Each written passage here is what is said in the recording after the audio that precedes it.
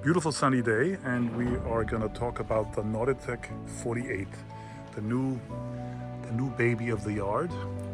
Let's first start by talking about the hull design, the rig, and what really is new with this boat. What is different than our 44, which also has been launched last year and became European Multihull of the Year. As you can see, one of the big differences between our old generation boats and the new ones are that even at half load, the knuckle of the bow is out of the water, and the same thing is happening with the transom.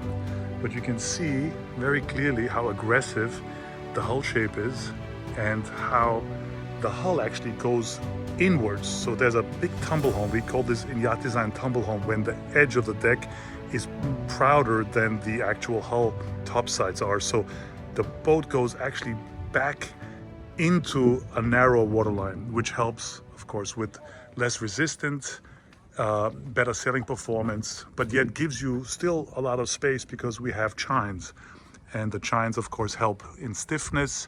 They help the look aesthetically look better because you have shadow lines, and it also gives you a little more space. Here we have big hull windows with opening ports, one here, one there, and then there's even one there. They're so flush you can't even see them from the outside, but they actually open. The rig is your standard double spreader rig. This is a painted aluminum mast, and we have twin shrouds, a lower and an upper, so it's a very, very stiff rig. You notice how low the boom is as well, and slightly extended, so it gives you a bit of an end effect, an end plate effect for the wind. The sail is a square top mainsail. Today when sailing we had actually only 5.5 knots of wind, but we sailed at over 3.5 knots with this boat. And it's a 16-ton boat which accelerates and sails like a dinghy. So here you can see a beautiful view of the back. Big cockpit, which is the trademark, of course, of the Nautitech line of open boats. You have huge cockpits and opening salon doors, which allow a lifestyle experience like very few catamarans. Yeah, let's do the outside first. This probably is going to be a two-part video where we will talk about the outside features. Here we have the engine controls, two 75 horsepower Volvo sail drives with folding and feathering props. Here we have, of course, a mast camera. You have your anchor windlass control here. You have your multi-display autopilot, twin engine mechanical controls. Of course, there's also an option where you can have electronic controls which duplicate on each side. So then you have also a throttle control on the port side. This has been greatly improved. The actual sitting area is almost for 2.5 people. 2 people very comfortable can sit here. This is an electric winch that operates the mainsail, the self-tacking jib, as well as the some of the reefing lines and the topping lift. And the same thing is on the other side, where you have all the reefing lines coming back, as well as the halyard for the Code Zero and Gennaker. But here you can see the large cockpit here. Life raft is stored underneath here. Gas locker is here, vented overboard, and 2 huge lockers underneath the settees. This table is a modular table, can be high and low, can be regulated to either be another bed or one entire fixed table, or an entire table that can be going up and down, or 2 separate tables that you can adjust as accordingly. So there's a lot of little modular customizable things that you can do on this boat. One of the new features are the windows. They're cut in. You can see how on the older design we had a straight line, so little details here. Handholds, all in black, comes with the sport pack. You have solar panels. This is going to be one improvement in the future. You will not see this is the first boat, the first 48. You will see in the future, the future 48s will have all the electrical lines be flush and not visible at all. Here you have the block for the code 0, going down through this opening back to the cockpit. Flush hatches everywhere. Here you can see an angle for better drainage, but yet this is flat. And then you have this tow rail, which prevents you from slipping overboard. So very smart design. As we're going forward, you have again here the classic forward lounge. Of course, there's pillows here and drink holders, a little table you can put there for relaxation at anchor. And then here we have the 3 lockers where you have the this one here is a sail storage locker for fenders. Huge locker for fenders with a water tank. Next to it you have the anchor locker. So basically here the windlass control, and also the control is here. You have a control in the back as well, next to the starboard helm station. The chain runs forward underneath here. Then you can see the anchor right here. But the cool thing is that when you open this, you can actually have access to the anchor as well. So this is a very nice new feature that we have on the Nautitech. Also, the bowsprit is new. Before it was aluminum, and now it's a GRP black structure. The wires are all covered with this beautiful Technora fabric. So this is not anymore just stainless, raw stainless. Here we have a good view of the rig again. Big forward lockers. There are 2 identical ones on each side.